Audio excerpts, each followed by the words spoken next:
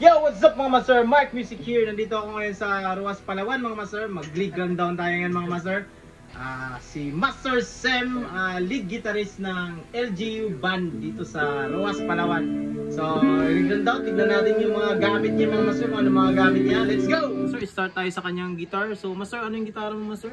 So, ang gitara nito is Harley Benton ST20. Super Strat. 24 frets lang din siya, tapos silver yung frets niya. Yun lang yung, pero hindi ko alam kung anong meron dun, pero so sa pick up tayo, upgraded na rin to siya. Anong pick up mo master? Ano to, ito Wilkinson ata pagkakalam ko, kasi tagal ko na binili. Tapos ito ay DiMarzio Tone Zone, Nico 5, 9-year model 991. Grabe, lupit pala niyan master, no? Ano lang din na binigay lang sa akin ng ng uncle ko sa Puerto Princesa City, Palawan.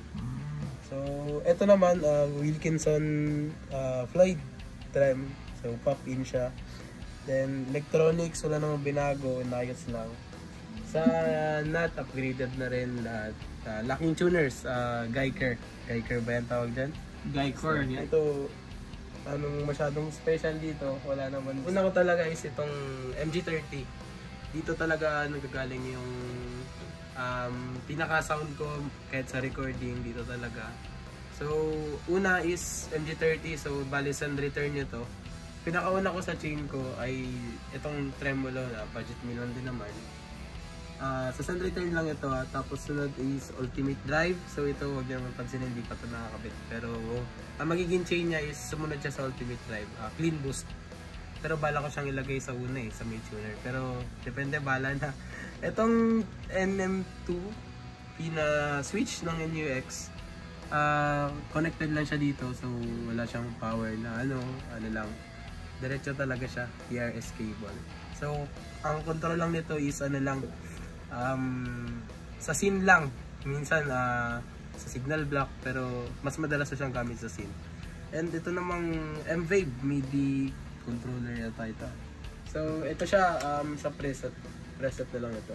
Preset na lang yan. Preset na lang, hindi ko pa siya na-program. Then, Sumunod sa chain ko, booster. yan yung Booster, ito talaga yung booster ko, Tom's Line. ano yan? Tom's Line engineering. Tom's Line yun. Then sunod, pinakauli ko sa chain ko is itong Ottawa. Ottawa. So, Ottawa. Nabili ko yan sa kaibigan ko, Mulayo. Shoutout sa kanya, di ko na natatandaan yung pangalan.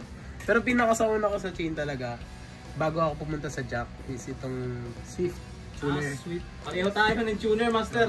Ganyan yung tuner ko. Dito lang. So, bali yun lang din. Wirings ko sa likod na lang. Diretso na, wala na akong compressor. Built-in na yung compressor ko sa MG30. So, power supply, fan, MIDI controller. Dito na extension lahat. Switch dito na rin sa loob. Ganda, may ilaw pa oh. Yan. Nice. So, bali yun lang. Wala namang masyadong special. Mabigat lang.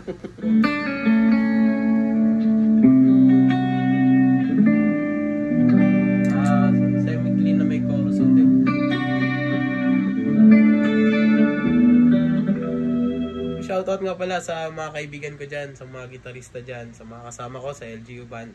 Sila Kuya Ralph, tsaka sila Kuya Nestor Makan. So shoutout, mga idol din yan, mga malulupit din. Ako masabi. Kahit sa drummer namin, kay Kuya Den, kay Kuya Lunggoy. Yun na, dun siya kilala, Dexter. So yun lang, wala akong masabi. Mark Music, salamat na padalaw ka dito sa bahay. Kahit malayo, galing Agutaya, pero nakarating ka ng Roas. So ingat sa biyahe. Mark Music.